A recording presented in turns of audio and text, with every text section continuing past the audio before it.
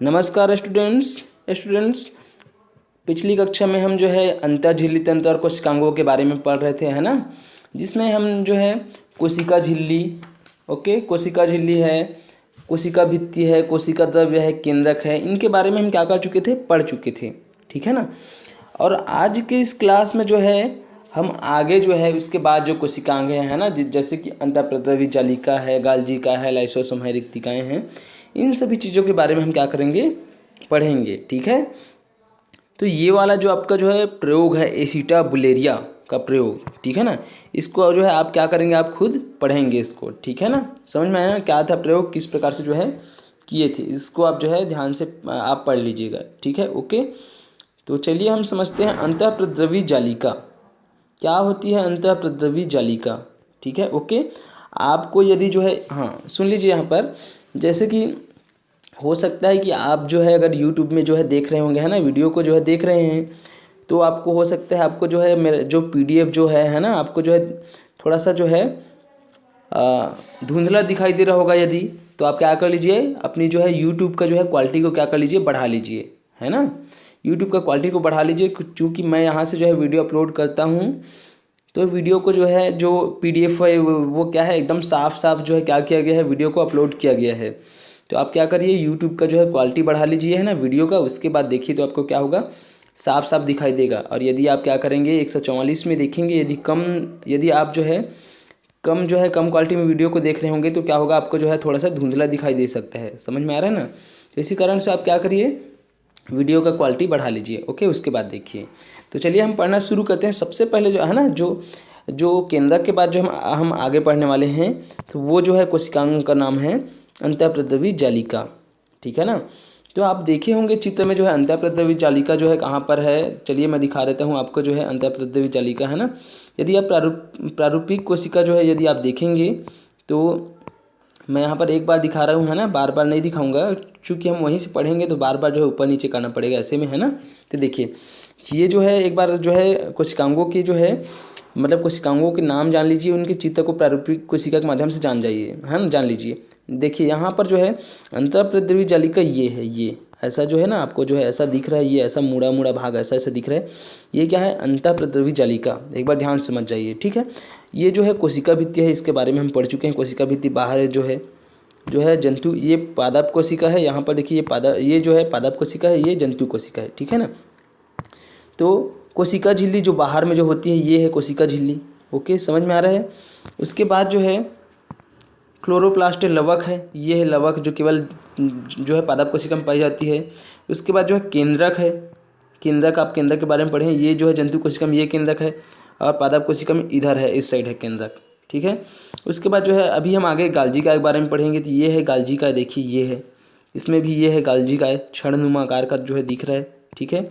उसके बाद रिक्तिका, देखिए ये बड़ा सा रिक्तिका है, किसमें, जो पादप कोशिका उसमें, और जंतु कोशिका में देखिए छोटी छोटी जो है रिक्तिकाएँ आपको दिखाई दे रही होंगी, ये सब क्या है, रिक्तिकाएँ। ओके, उसके बाद जो है कोशिका द्रव्य, देखिए ये जो जितना भी जो है इसमें द्रव्य भरा हुआ है ना, ये सब क्या है, कोशिका द्रव्य। इसमें भी जो है कोशिका द्रव्य ऐसा भरा हुआ है, वो क्या है, कोशिका द्रव्य।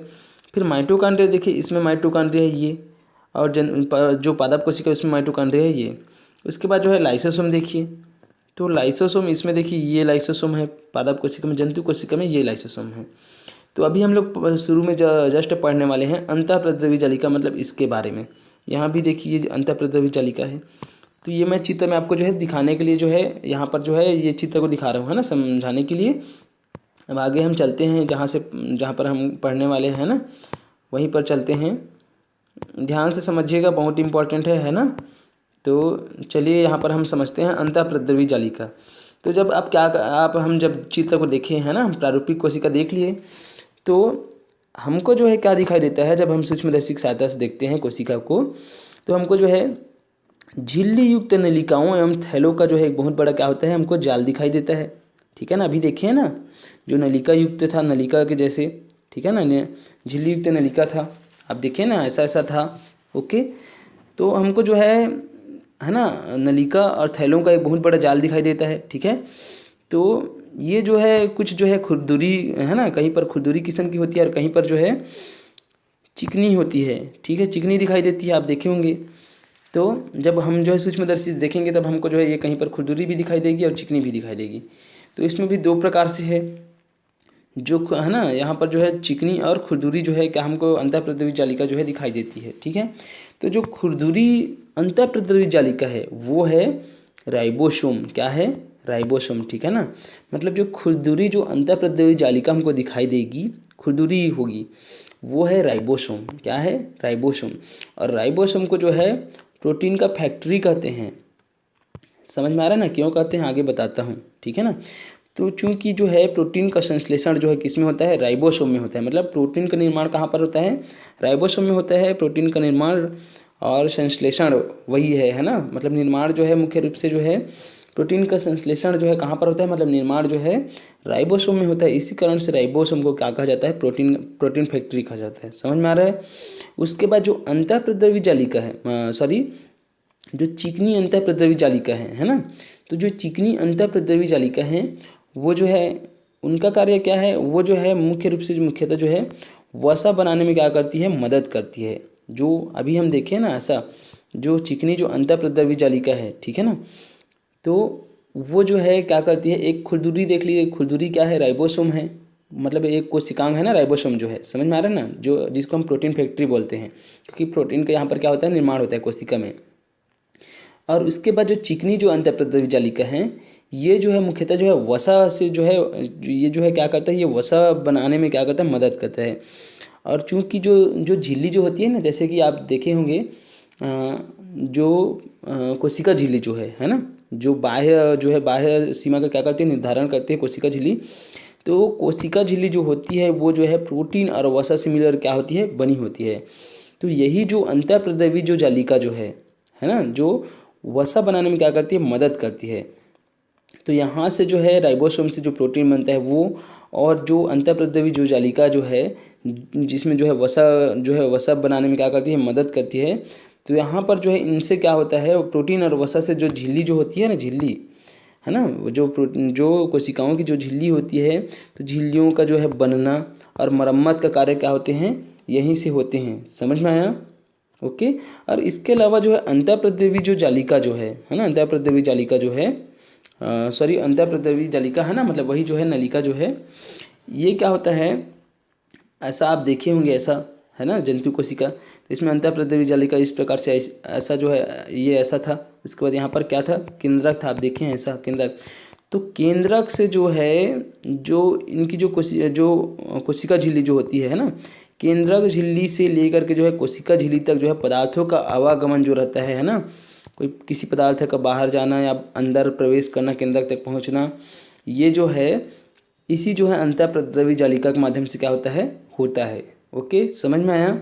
तो क्या था जो है अंतःप्रद्रवी जालिका, समझ गए ना इनका क्या कार्य है? ये दो प्रकार के होते हैं अंतःप्रद्रवी जालिका। एक तो होता है खुरदुरी है ना, खुरदुरी, और दूसरा जो होती है वो होती है चिकनी किस्म की, है ना, चिकनी प्रकार की होती है।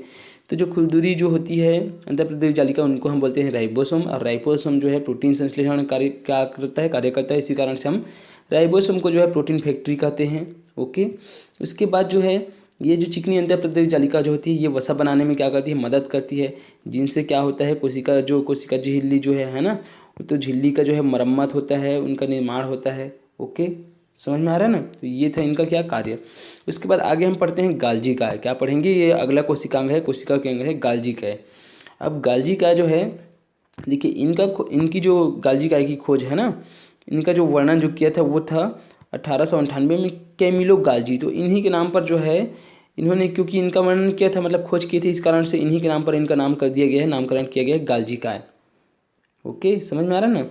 तो ये जो गाल्जिका जो है, ये कई सारी झिल्लियों से मिलकर क्या होता है? बनता है। ओके, मतलब कई सारी झिल्लियों से ये बना होता है। और थैलीनुमा जो है ना, ये झिल्ली जो होती है थैलीनुमा रचनाएं बनाती है। समझ में आ रहा है ना? क्या बनाती है? ये थैलीनुमा रचनाएं बनाती है, और इनके आसपास कुछ द्रव भरी थैलियाँ भी जो है क्या होती है। ओके। अब ये गाल्जिका दरअसल करता क्या है? तो गाल्जिका जो है, जैसे कि राइबोसोम में क्या बनता है? प्रोटीन बनता है, और अन्य कई प्रकार के पदार्थ जो है क्या होते हैं? बनते हैं। तो उनको जो है ये जो प्रोटीन जो बनता जो है ना, ये एक शरीर के जो है एक कोशिका के एक भाग से दूसरे भाग तक जो है ऐसे ही जो है नहीं चला जाता है, बल्कि पहले क्या होता है इनका जो है पैकेजिंग होता है। जैसे कि आप देखे होंगे कि कोई खाने पीने की चीज़ जो है क्या होती है, जब मार्केट में आती है तो क्या सीधा खुला ही उसको भेज देते हैं क्या, है ना, नहीं भेजते हैं, बल्कि पहले क्या करते हैं उनको पैकेजिंग करते हैं, पैकेट के रूप में उसको क्या करते हैं भेजते हैं। ठीक उसी प्रकार से ये जो गालजिका है ना, गालजिका है हमारे शरीर में जो कोशिका का जो कोशिकांग है गालजिका, ये क्या करता है, ये जो है थैलीनुमा रचनाएं बनाती है। जैसे प्रोटीन को क्या करना है, एक कोशिकांग से दूसरे कोशिकांग तक भेजना है, सबसे पहले क्या करता है ये जो है गालजिका जो है उस प्रोटीन को क्या करेगा, उसको जो है थैलीनुमा संरचना में क्या करेगा, पैकेजिंग करेगा, है ना, पैकेट के रूप में क्या करेगा, तैयार करेगा। और तैयार करने के पश्चात क्या करेगा, पैकेजिंग करने के बाद जो है ये जो पैकेजिंग जो थैलीनुमा जो संरचनाएं जो होती है ना, उनके माध्यम से प्रोटीन और अन्य जो पदार्थ होते हैं उनको एक अंग से जो है दूसरे अंगों तक क्या किए जाते हैं, पहुंचाए जाते हैं। समझ में आया। तो गालजिका मुख्य रूप से इनका कार्य अगर हम जाने, है ना, गालजिका का, तो ये जो है पैकेजिंग का कार्य करता है। प्रोटीन और अन्य जो पदार्थ होते हैं उनके थैलीनुमा संरचना में क्या करते हैं, पैकेजिंग करते हैं, उसके बाद जो है अन्य अंगों तक क्या होते हैं, पहुंचाए जाते हैं। समझ में आया, है ना। तो कोशिका में गालजिका की संख्या क्या होती है, अलग अलग होती है, अलग अलग कोशिकाओं में, है ना। और पदार्थों को स्तावित करने वाली कोशिकाओं में इनकी संख्या ज़्यादा होती है। तो जो पदार्थों को स्तावित करने वाली जो कोशिकाएं होती है उनमें जो है इनकी संख्या जो है ज़्यादा होती है। क्यों ज़्यादा होती है, क्योंकि ये पैकेजिंग कार्य करता है, इनका वहाँ पर उपयोग है, इस कारण से ये क्या होती है, ज़्यादा होती है। समझ में आया। तो ये था कि आपका गालजिका, समझ गए होंगे। उसके बाद हम देखेंगे लाइसोसोम। क्या देखेंगे, ये भी बहुत ही इंपॉर्टेंट कोशिकांग है लाइसोसोम, है ना। तो लाइसोसोम देखते हैं। तो लाइसोसोम जो है क्या होता है, लाइसोसोम, तो लाइसोसोम जो है कोशिका का क्या है, एक अंग है, कोशिकांग है। तो और कुछ तो यहाँ पर समझते हैं इनका क्या कार्य है। तो कोशिकाओं में कुछ जो है ऐसे पदार्थ पाए जाते हैं जो पूरी कोशिका को लगभग सारे पदार्थों को जो है नष्ट करने की क्या रखते हैं, क्षमता रखते हैं, है ना। मतलब जो है एक प्रकार से कहा जाए तो जहरीले पदार्थ है जो क्या कर सकते हैं, जो पूरी कोशिका के लगभग सारे पदार्थों को मतलब जो है ये जो है कोशिका के ये जो पदार्थ जो होते हैं ना, कोशिका के सारे पदार्थों को क्या करते हैं, नष्ट करने की जो है क्षमता रखते हैं। ओके, तो कोशिका में कुछ ऐसे भी पदार्थ पाए जाते हैं। ओके, समझ में आ रहा है ना। तो अब उसके बाद जो है सवाल उठता है कि जब ये जो है सारे पदार्थों को नष्ट करने की क्षमता रखते हैं तो कोशिका को नष्ट क्यों नहीं करते, है ना। तो कोशिका को इसी कारण से नष्ट नहीं करते क्योंकि ये लाइसोसोम जो होता है ना, लाइसोसोम, ठीक है ना।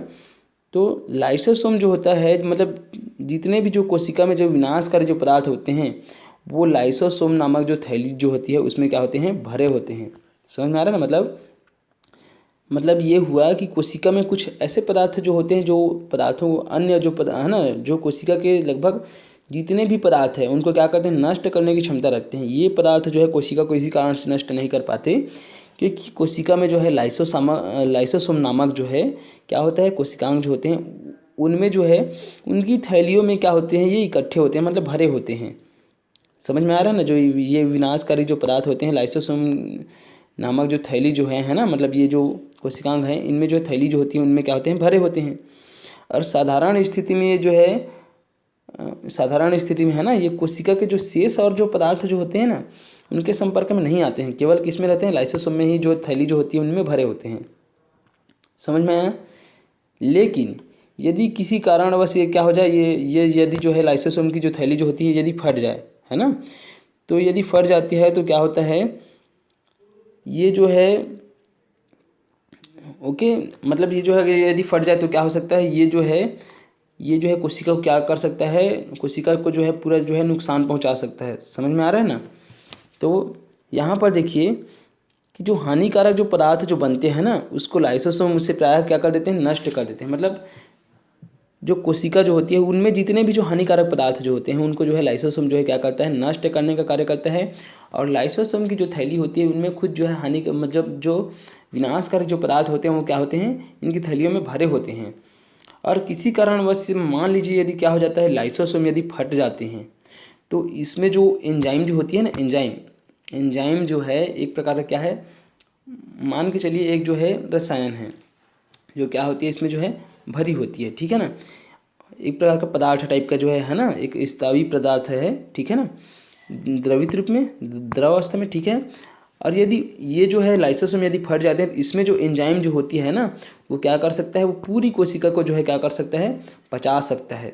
मतलब पचा डालते हैं, मतलब कोशिका को क्या कर सकते हैं, नष्ट कर सकते हैं। ओके, इसी कारण से जो है लाइसोसोम को क्या कहा जाता है, लाइसोसोम को जो है सुसाइडल बैग या फिर आत्महत्या की झोला, है ना, या फिर जो है आत्महत्या की थैली भी कहा जाता है। कि इनको लाइसोसोम को क्यों कहा जाता है, क्योंकि लाइसोसोम में जो है कुछ ऐसे पदार्थ होते हैं जो इनकी थैलियों में भरे होते हैं, जो बहुत ही हानिकारक हो सकते हैं, है ना, जो क्या कर सकते हैं, पूरी जो कोशिका उनको क्या कर सकते हैं, नष्ट कर सकते हैं। उनमें जो भरा जो एंजाइम जो है पूरी, यदि लाइसोसोम फट जाता है तो उसमें जो भरा जो एंजाइम है पूरी कोशिका को क्या कर सकते हैं, नष्ट कर सकते हैं।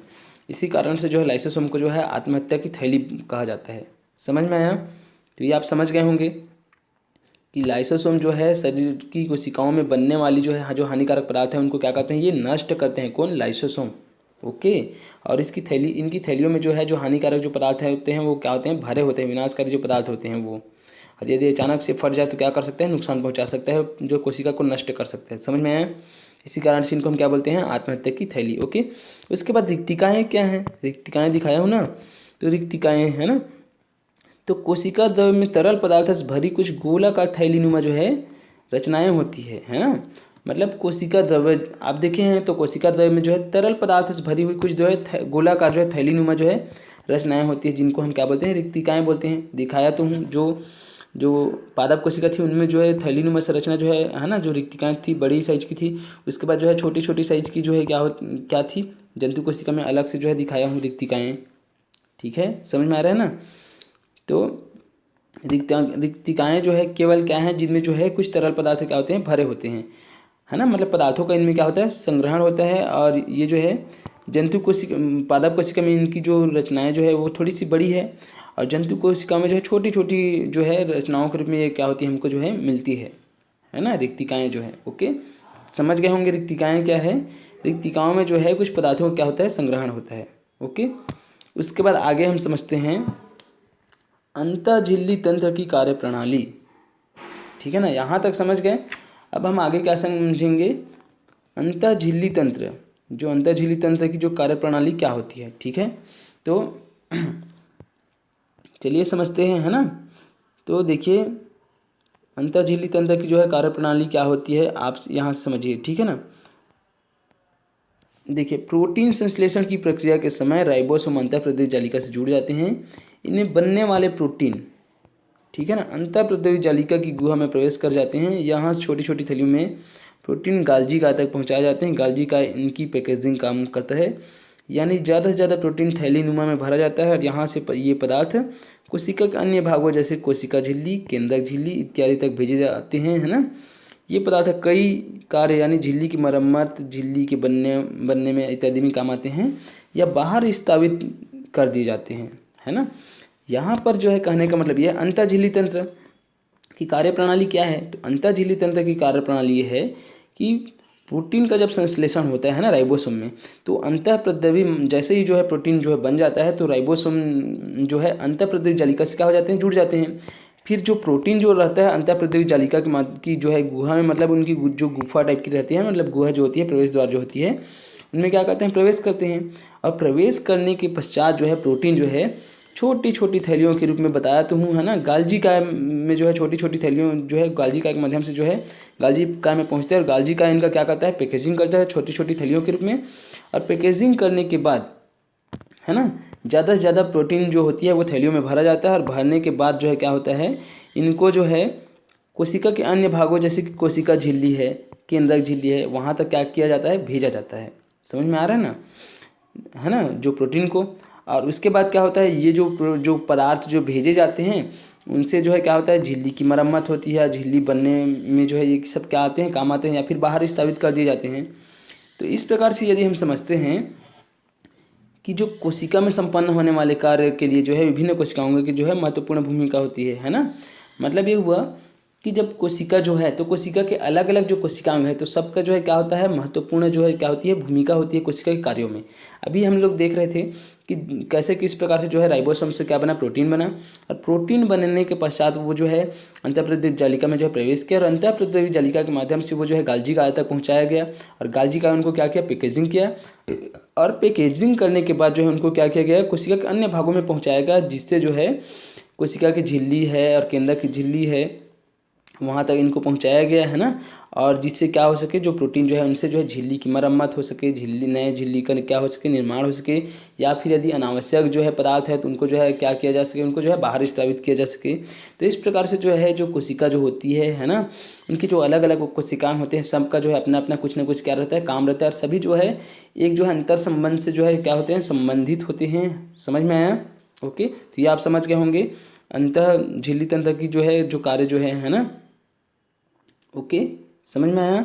उसके बाद जो है अंतःसजीविता से बने अंग, हम क्या जानेंगे, अंतःसजीविता से बने अंग। कहने का मतलब क्या है कि मैं शुरू में ही बताया था कि जो जो कोशिकाएं जो हैं उनमें जो कोशिकांग जो हैं वो जो है अंतःसजीविता से बने अंग है। मतलब वो जो कोशिकांग जो है वो कोशिका झिल्ली से ही जो है नहीं बने हैं ना, मतलब कोशिका झिल्ली के माध्यम से जो है नहीं बने हैं, बल्कि वो क्या हैं, वो जो है कुछ बाह्य जीव थे जो क्या कर गए हैं, कोशिका में प्रवेश कर गए हैं, और कोशिका का क्या बन गए हैं, अंग बन गए हैं। देखिए, वैज्ञानिकों ने पाया कि कोशिकाओं में कुछ ऐसे जीव प्रवेश कर गए जिनके कोशिका द्रव्य दोहरी झिल्ली से घिरे हुए थे।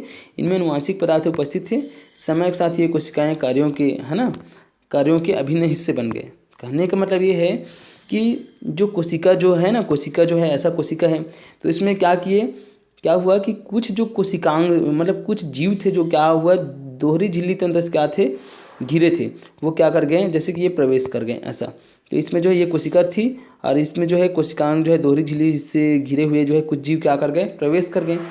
अब प्रवेश किए तो ये जो जीव थे, ये जो है इनमें अनुवांशिक पदार्थ क्या थे, उपस्थित थे। ठीक है ना। अब ये जब प्रवेश किए, तो जब कोशिका में प्रवेश किए तो कोशिका के जो है क्या बन गए, अभिन्न अंग बन गए, है ना। और अभिन्न अंग क्यों बने कोशिका के, तो चलिए समझते हैं आगे। जैसे कि देखिए, माइटोकॉन्ड्रिया है और क्लोरोप्लास्ट क्या है, ये कोशिका के जो है कोशिकांग है, जो किससे बने हैं, ये जो है माइटोकॉन्ड्रिया और क्लोरोप्लास्ट जो है क्या थे, ये जो है कुछ बाह्य जो है क्या थे, जीव थे जो क्या कर गए, जो कोशिका में जो है प्रवेश कर गए, है ना, माइटोकॉन्ड्रिया और क्लोरोप्लास्ट है, और उनका भिन्न अंग बन गए। क्यों बन गए, क्योंकि जो मेजबान कोशिका है, मेजबान मतलब जिनमें ये प्रवेश करते हैं, तो जैसे कि मान लीजिए कोशिका माइटोकॉन्ड्रिया है ना, और क्या है क्लोरोप्लास्ट, ये दोनों क्या हो गए, किस में प्रवेश कर गए, कोशिका में प्रवेश कर गए। अब मान लीजिए माइटोकॉन्ड्रिया और क्लोरोप्लास्ट जो है कोशिका में प्रवेश कर गए, तो देखिए माइटोकॉन्ड्रिया क्या करता है, माइटोकॉन्ड्रिया जो है, माइटोकॉन्ड्रिया से जीवों को क्या मिलता है, जो कोशिका है उनको ऊर्जा मिलता है, और क्लोरोप्लास्ट क्या होता है, जो जीवों को क्या मिलता है, पोषण मिलता है, मतलब पोषण मिलने लगा, है ना। मतलब ये हुआ कि ये जो है मान लीजिए ये जो है क्या है, पादप कोशिका है। अब पादप कोशिका में क्या प्रवेश कर गया, माइटोकॉन्ड्रिया प्रवेश कर गया, और क्या प्रवेश कर गया, क्लोरोप्लास्ट प्रवेश कर गया। तो माइटोकॉन्ड्रिया से जो है क्या होती है, ऊर्जा प्राप्त होती है, किनको, कोशिका को, और कोशिका को ऊर्जा प्राप्त हो रही है, मतलब जो जीव जो है उनको प्राप्त हो रहा है, जो मुख्य जीव जो है जिनकी ये कोशिका है उनको, है ना, समझ में आ रहा है ना। तो माइटोकॉन्ड्रिया से जो है जीवों को जो है ऊर्जा मिलने लगा, और क्लोरोप्लास्ट से क्या होने लगा, जीवों को जो है पोषण मिलने लगा। ओके, समझ में आ रहा है ना। और इस प्रकार से इसके साथ साथ क्या हुआ, इससे जो है जो जीव है उनको भी लाभ हुआ। कौन से जीव, जिनकी कोशिका है, जिनमें प्रवेश किए हैं ना, मेजबान जो कोशिका है उनको क्या हुआ, मेजबान जो कोशिका है उनको जो है ऊर्जा प्राप्त हुआ और पोषण प्राप्त हुआ। और इसके अलावा जो जीव जो है ना, जो छोटे जीव जो हैं, जो क्या कर गए हैं, कोशिका में प्रवेश कर गए हैं, तो उनको भी जो है रहने के लिए क्या हुआ, सुरक्षित स्थान प्राप्त हुआ। इसका मतलब यह है दोनों को लाभ हुआ। किनको किनको, जो मेजबान कोशिका है उनको भी, और जो बाहर से जो जीव जो है अंदर जो है प्रवेश किए उनको भी। तो इसी को बोलते हैं, जब दो जीवों को क्या हो, जब दो जो जीव हैं उनको जो है एक साथ साथ रहने में क्या हो, दोनों एक दूसरे को, दोनों को लाभ हो, तब हम बोलते हैं उसको सहजीवी। क्या बोलते हैं, सहजीवी बोलते हैं। ओके, तो इस प्रकार से जो है माइटोकॉन्ड्रिया और जो है क्लोरोप्लास्ट क्या है, सहजीविता से बने अंग है। समझ में आया तो क्या होता है, अंतःसहजीविता से बने अंग। ओके, उसके बाद आगे हम देखते हैं माइटोकॉन्ड्रिया। क्या देखेंगे, माइटोकॉन्ड्रिया, ठीक है ना। तो माइटोकॉन्ड्रिया क्या है देखते हैं। तो माइटोकॉन्ड्रिया जो है अलग अलग कोशिकाओं में विभिन्न आकृतियों के माइटोकॉन्ड्रिया जो है होते हैं। जो अलग अलग जो कोशिकाएं होती हैं ना, उनमें भिन्न भिन्न जो है आकृतियों क्या होते हैं माइटोकॉन्ड्रिया। कोई छोटा होता है, कोई बड़ा होता है। देखिए यहाँ पर गोलाकार है, क्षणनुमा है, शाखित है, ये सब क्या है। इस प्रकार से जो है कोई जो है क्षणनुमा आकृति के, या फिर कोई जो है गोल आकृति, या फिर कोई जो है शाखित आकृति क्या होते हैं माइटोकॉन्ड्रिया मिलते हैं। और ये जो है केंद्रक से जो है लगभग 6 से 10 गुना क्या होते हैं, छोटे होते हैं। केंद्रक से 6 से 10 गुना छोटे होते हैं। और एक कोशिका में लगभग जो है 100 से 1000 जो है माइटोकॉन्ड्रिया क्या हो सकते हैं, है ना। एक ही कोशिका में 100 से 1000 माइटोकॉन्ड्रिया हो सकते हैं। ओके, समझ में आ रहा है ना। उसके बाद कुछ उदाहरण देख लेते हैं। जैसे कि एक स्तनधारी की लीवर की एक कोशिका का उदाहरण लें और इसमें उपस्थित सारे माइटोकॉन्ड्रिया को मिला दे, तो वह उस कोशिका का 15 से 20% भाग को क्या कर सकता है, घेर सकता है। मतलब ये है कि यदि कोई स्तनधारी है, उसके लीवर की जो एक कोशिका का यदि हम उदाहरण लेते हैं, है ना, तो उसमें जो उपस्थित जो सारे जो है क्या है माइटोकॉन्ड्रिया को मिला देते हैं, तो वह जो है जो उसकी जो कोशिका है उसका लगभग जो है 15 से 20% भाग को क्या कर सकता है, घेर सकता है। समझ में आया। ओके, कोशिका जो है, कोशिका की श्वसन के माइटोकॉन्ड्रिया की महत्वपूर्ण भूमिका होती है। ये कोशिका की जैविक क्रियाओं का ऊर्जा स्रोत बने रहते हैं। अनुवांशिक पदार्थ के होने से माइटोकॉन्ड्रिया विभाजित होता है और अनुवांशिक गुण एक पीढ़ी से दूसरी पीढ़ी तक क्या होते हैं, पहुँचते हैं। अब ये जो है माइटोकॉन्ड्रिया का जो है, ये जो है माइटोकॉन्ड्रिया जो है, इसको जो है कोशिका का पावर हाउस कहा जाता है, मतलब ऊर्जा घर कहा जाता है। क्यों कहा जाता है, क्योंकि माइटोकॉन्ड्रिया में ही जब हम क्या करते हैं, जब हम श्वसन करते हैं ना, तो जो ऑक्सीजन जो है माइटोकॉन्ड्रिया में ही क्या होता है, जो ग्लूकोज है वो क्या होता है, टूटता है। जो हम श्वसन क्रिया जब करते हैं तो ऑक्सीजन जो है, हम श्वसन क्यों लेते हैं, ऊर्जा उत्पन्न होता है क्योंकि श्वसन लेने से। क्योंकि जब हम ऑक्सीजन को क्या करते हैं, श्वसन की क्रिया में जो है हम क्या करते हैं, प्राप्त करते हैं, तो ये जो है क्या करता है, हमारा शरीर जब पाचन की क्रिया जब होती है भोजन का, तो वो जो है ग्लूकोज में क्या हो जाता है, ग्लूकोज में जो है बदल जाता है पचित भोजन जो है। और इस ग्लूकोज को जो है ऊर्जा उत्पन्न करने के लिए ग्लूकोज को तोड़ने की आवश्यकता होती है। और इसी ग्लूकोज को तोड़ने के लिए हम क्या करते हैं, इसी ग्लूकोज को तोड़ने के लिए जो है हम जो है श्वसन की क्रिया करते हैं। और जब ऑक्सीजन क्या होता है, जब कोशिका में पहुंचती है, तो इसी ग्लूकोज को क्या करता है, तोड़ता है। और ये टूटने का कार्य कहाँ पर होता है, माइटोकॉन्ड्रिया में होता है। और इसी कारण से माइटोकॉन्ड्रिया में क्या होती है, ऊर्जा उत्पन्न होती है। इसी कारण से जो है माइटोकॉन्ड्रिया को क्या कहा जाता है, कोशिका का पावर हाउस या फिर ऊर्जा गृह कहा जाता है, ऊर्जा घर। समझ में आया। तो यहाँ पर जो है क्या होती है, ऊर्जा जो है क्या होती है, उत्पन्न होती है। समझ में आया। ओके, और अनुवांशिक पदार्थ के होने से माइटोकॉन्ड्रिया विभाजित हो, मतलब अनुवांशिक पदार्थ के होने से ही क्या होता है, माइटोकॉन्ड्रिया जो है विभाजित होता है। और अनुवांशिक जो गुण जो होता है एक पीढ़ी से दूसरी पीढ़ी तक क्या होते हैं, पहुँचते हैं। ओके, समझ में आया। तो ये था क्या आपका माइटोकॉन्ड्रिया। अब इसके बाद जो है यहाँ तक जो आपको समझ में आ गया होगा ना, इसके बाद जब नेक्स्ट क्लास होगी तब हम लवक के बारे में और आगे जो टॉपिक है उसके बारे में पढ़ेंगे। ठीक है, तो आशा करता हूँ आप लोगों को समझ में आया होगा। आप बहुत ही अच्छे से पढ़िएगा, बहुत ही डिटेल से समझाया हूँ, है ना। ओके, तो आज के लिए बस इतना ही। जय हिंद, जय भारत, जय छत्तीसगढ़।